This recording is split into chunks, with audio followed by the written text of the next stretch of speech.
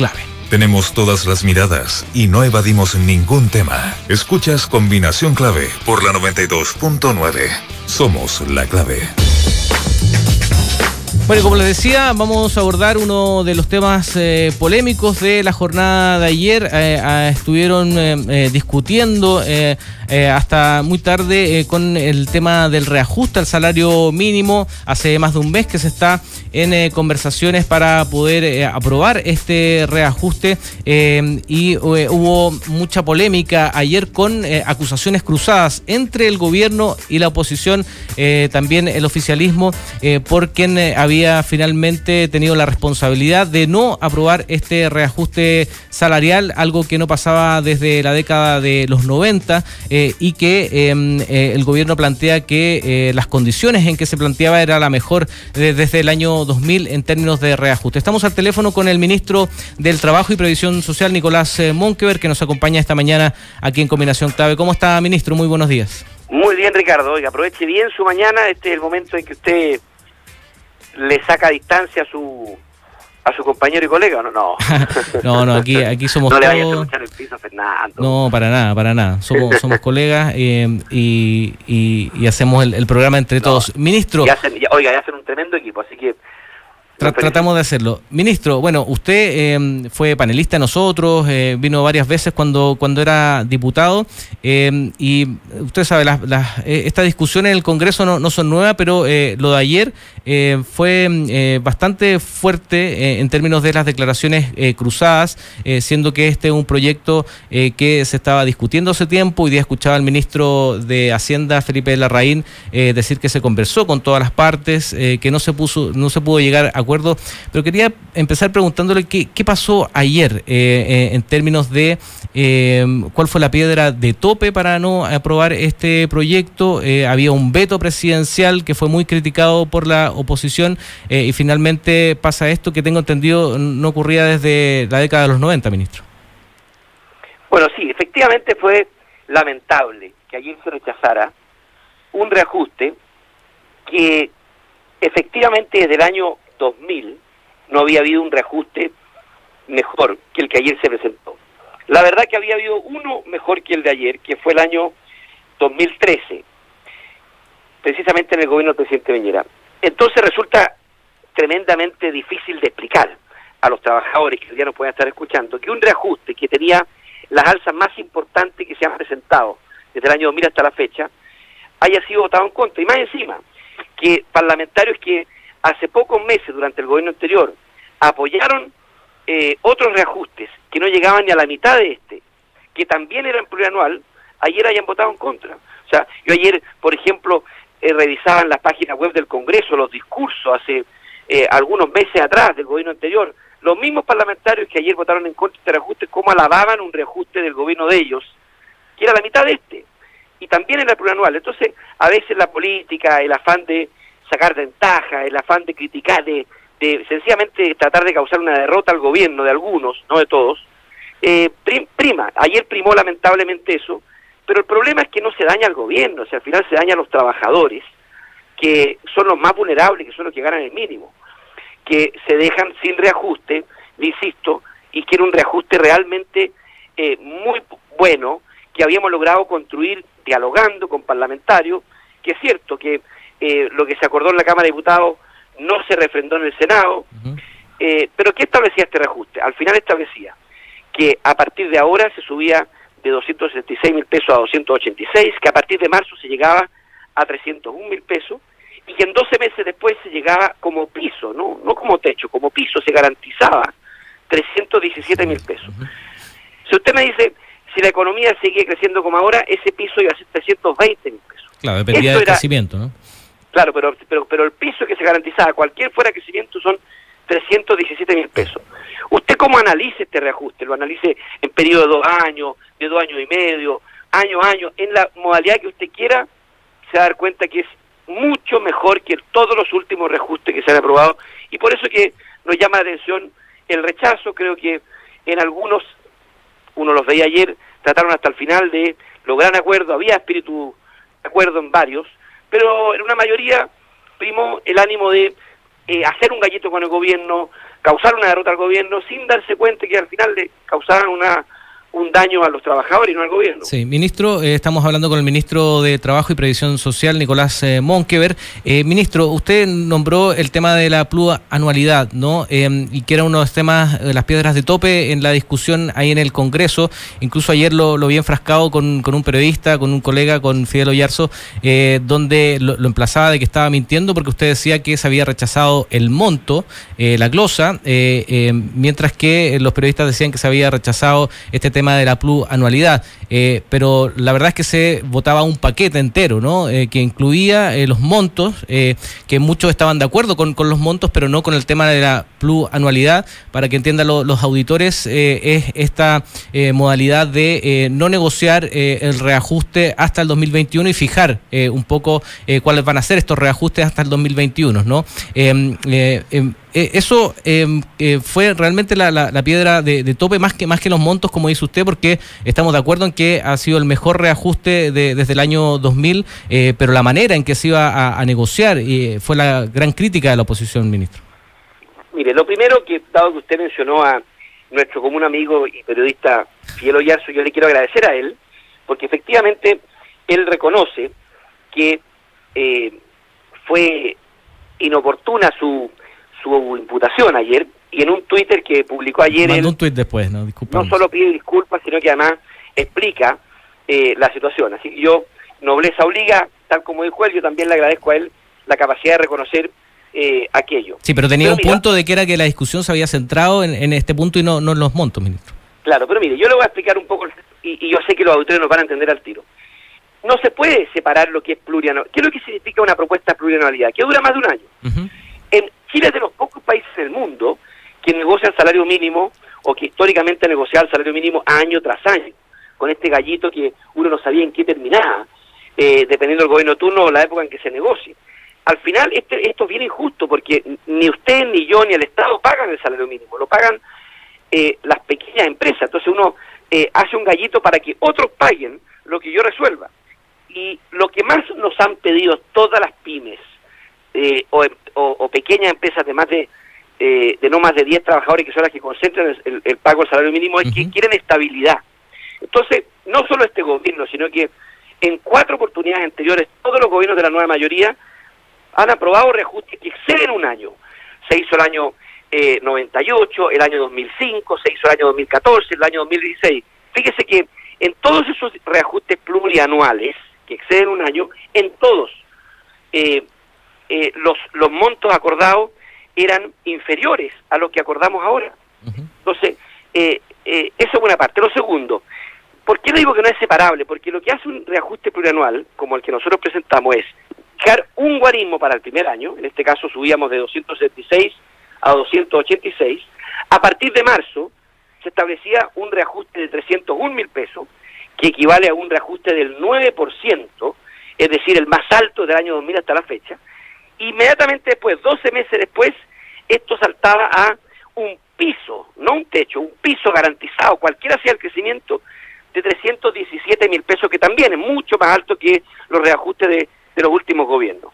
De tal manera que la plurianualidad significa que excede un año, pero que tiene guarismos cada año preestablecido. Entonces, cuando uno vota en contra de la plurianualidad, está votando en contra del guarismo, o de un reajuste a 317.000 pesos, u otro que se haya pactado. Por eso es que es muy importante decir, ¿por qué es bueno un reajuste que excede un año? Porque precisamente usted le permite la estabilidad, digamos, saber cómo va a ser la evolución. Claro, pero cuando hay estabilidad, a usted le permite además fijar un mejor reajuste, porque si usted sabe que tiene un umbral de 2 años acordado y que no puede haber ninguna contingencia que cambie radicalmente esto, usted se atreve a fijar reajustes más altos. Claro, a preparar mejor los argumentos. Estamos hablando con... Desde ese punto de vista nosotros propusimos esto, que no solo el mejor reajuste en términos de incremento, sino que además, una última cosa, al trabajador, ¿qué es lo que le importa al trabajador que es sueldo mínimo? Lo que le importa a él es tener el mayor incremento posible, sin que se afecte al empleo. Que esto se haga con fórmulas anuales o bianuales, es secundario. Entonces, a mí cuando me dicen... Para la CUT, por ejemplo, no, ministro. O sea, ellos planteaban el tema y estaban en contra de la plurianualidad. Claro, pero la CUT no gana el sueldo mínimo. Y ellos representan a los trabajadores, ministro. Por supuesto. Yo le estoy poniendo el ejemplo. Aquellos trabajadores que quieren, que hoy día ganan el sueldo mínimo, y que esperan con ansias que ayer se hubiese aprobado esto, precisamente para no quedarse sin reajuste. ¿A ellos qué les interesa? ¿Que la CUT pueda negociar todos los meses o que el reajuste sea lo más alto posible? Obviamente que lo segundo, y cuando nosotros presentamos un reajuste que es el más alto desde el año 2000, uno espera que se apruebe, independiente si esto se negocia todos los meses o cada 3 meses o cada 2 años, que eso pasa a ser, le insisto, secundario. Ahora, déjeme decirle una cosa, aquí los números no mienten. Si usted compara este reajuste que ayer se rechazó con los 4 reajustes plurianuales que la propia nueva mayoría aprobó en el pasado, al menos en 3 de ellos, este reajuste es mucho mejor. Entonces uno se dice, ¿cuál es el motivo entonces de rechazarlo? Cuando objetivamente era el incremento más importante que se ha hecho en los últimos 15 años. Estamos hablando con el ministro de Trabajo y Previsión Social, Nicolás Monkever. Ministro, no al tiempo, sabemos que tiene otro compromiso con otro medio de comunicación. ¿Qué va a pasar ahora con el proyecto? ¿El gobierno tiene la posibilidad de volver a presentar otro proyecto? ¿Esto vuelve a cero? ¿Lo pueden presentar durante esta semana, durante la próxima? ¿Cómo va a ser los pasos que va a seguir el gobierno? Mire, yo y el gobierno va a hacer todo lo posible por lograr un acuerdo, porque los parlamentarios, particularmente de la nueva mayoría, que tienen espíritu constructivo, porque es cierto que uno vio ayer muchos parlamentarios que parecían más bien en una revancha política que en de verdad lograr un buen reajuste. ¿Está de acuerdo con el presidente que dijo que esto era solamente un ajuste de cuentas, que era obstruccionismo? Bueno, efectivamente uno ve que ciertos parlamentarios, no todos, estaban mucho más movidos por causarle un daño al gobierno, por mezclar temas. Un parlamentario dijo que votaba en contra del reajuste porque no le gustaba el nombramiento del subsecretario de Salud. Esos son temas políticos que no pueden contaminar, ni mucho menos perjudicar el sueldo de los trabajadores. Uno no puede hacer política con el sueldo de los trabajadores. Y por eso es que yo confío y apelo y llamo a otros parlamentarios de la nueva mayoría, o de la ex nueva mayoría, que yo sé que tienen espíritu constructivo y que ayer hasta el último minuto trataron de que esto llegara a un acuerdo, que ellos lideren un buen acuerdo, y nosotros por supuesto que estamos dispuestos, porque no vamos a dejar a los trabajadores, por nuestra parte no vamos a dejar a los trabajadores más vulnerables sin reajuste, y por lo mismo apelamos a el espíritu constructivo. Si estar en la oposición no significa destruir todo solo porque vienen de otro gobierno. En la oposición también deben construir acuerdos, y yo espero que eso se logre la próxima semana. Bueno, agradecemos al ministro de Trabajo y Previsión Social, Nicolás Monkever, por este contacto con Combinación Clave, ministro. Vamos a estar atentos a lo que pase en los próximos días con este tema. Muchas gracias, ministro. Muchas gracias a ustedes. Que les vaya bien. Bueno, y seguimos hablando de este tema, como habíamos prometido. Estamos también al teléfono con el diputado de Revolución Democrática, Giorgio Jackson. ¿Cómo estás, Giorgio? Buenos días. Hola, buenos días. ¿Cómo estás? Giorgio, estábamos hablando con el ministro a partir de esta caída del reajuste salarial, que esto no pasaba desde la década de los 90. Ayer escuchaba algunas de tus intervenciones en el Congreso hablando sobre el tema de la plurianualidad de este tema, que fue uno de los puntos donde hubo más polémica, donde no se pudo transar. ¿Cuál es la visión que tienen ustedes sobre lo que ocurrió ayer? Porque habían declaraciones cruzadas, echaban la culpa de la caída de esta iniciativa. Sí, a ver, el día de ayer lo que concurrimos a la Cámara de Diputados de manera excepcional es a votar un veto del presidente de la República, que es una facultad que tiene cuando una ley no la quiere promulgar, y en este caso el día lunes, en la noche, él tenía en su despacho, en su oficina, un proyecto de ley con respecto al sueldo mínimo que lo fijaba desde agosto en 286.000 pesos, desde marzo en 300.000 pesos, y eso iba a tener duración de un año. Es decir, la próxima negociación iba a tener que ser en marzo del año 2020. Por lo tanto, ya había un acuerdo de ambas cámaras del Congreso, ya había un guarismo, el presidente solo faltaba su firma para que esto se transformara en ley, pero lamentablemente el presidente y el gobierno lo que quisieron, y por eso me sorprende la falta de pudor y de honestidad intelectual que ha tenido el gobierno para tratar de confundir a la ciudadanía, apostó al todo o nada. Como lo que hizo fue decir, mira, esto no va a ser a 18 meses, sino que va a ser a 28 meses. Y puso un veto y dijo, si es que no es a 28 meses, no es nada. Entonces, lo que hizo el gobierno fue jugar con fuego, porque el veto que nos presentó tenía un reajuste efectivamente de cerca de 6% real o 9% nominal. Nosotros el que aprobamos tenía 8,7% nominal, o sea, no había una gran diferencia, eran 1.000 pesos de diferencia, lo que estábamos hablando de 300.000 a 301.000 pesos. Entonces, el gobierno lo que dijo fue, es casi prácticamente el mismo reajuste, pero el reajuste que viene después, automáticamente, sin negociación con los trabajadores, para que se extienda el plazo, va a ser de tan solo un 2,5% real. Es decir, el gobierno, dando un dulce en el corto plazo, esperaba que el salario de los trabajadores después no pudiera volver a renegociarse en un plazo razonable, como son 18 meses. Recordémosle a la audiencia que desde el 90 hasta la fecha, tan solo 4 veces se ha negociado el salario mínimo por más de 12 meses. Sí. Y en este caso nosotros ya le habíamos entregado al gobierno 18 meses de plazo, y ahora el gobierno quiso más. Y ahí todos sabemos que a veces mucha ambición para el gobierno era bastante fue bastante perjudicial, porque querían 28 meses y con eso obviamente no tenía el impacto de esta alza durante el mes de agosto y el mes de marzo. Por lo tanto, ¿qué es lo que hicimos nosotros como parlamentarios? No nos gustó el veto, por lo tanto rechazamos el veto. Y ahí el gobierno, si es que tiene críticas porque rechazamos el veto, las puede decir de frente. Pero lo que no puede hacer es cargarnos con la culpa, porque sería faltar a la verdad, es cargarnos con la culpa de que no haya reajuste de sueldo mínimo, porque lo que hubo fueron 2 instancias. Una con el presidente en su despacho para firmar el proyecto, de 286.000 pesos desde agosto y 300.000 pesos desde marzo.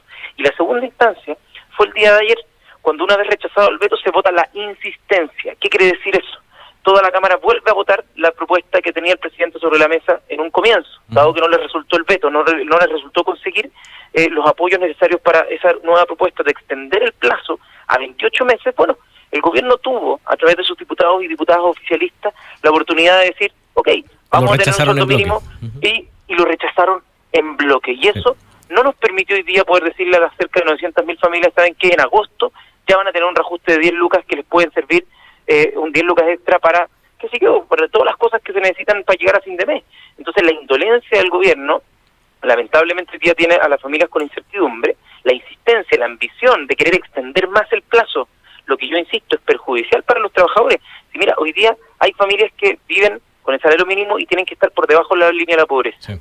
Y eso es inaceptable para un país. Por lo mismo nosotros decimos, mientras más veces se pueda negociar esto, ojalá año a año, pero en este caso eran 18 meses, más oportunidades vamos a tener que con un ciclo económico distinto podamos ofrecerles mejores condiciones a los trabajadores y trabajadoras. Y eso el gobierno al parecer no lo entendió, se puso obcecado, absolutamente tosudo, y lo que hizo fue aplicar el veto, rechazar el aumento del salario mínimo después de que perdió el veto, y eso hoy día todos sus community managers, todos sus relacionarios de prensa, todos sus voceros están tratando de endosar o jugar un empate de que acá hubo un problema político de pasada de cuenta. Ningún problema de pasada de cuenta.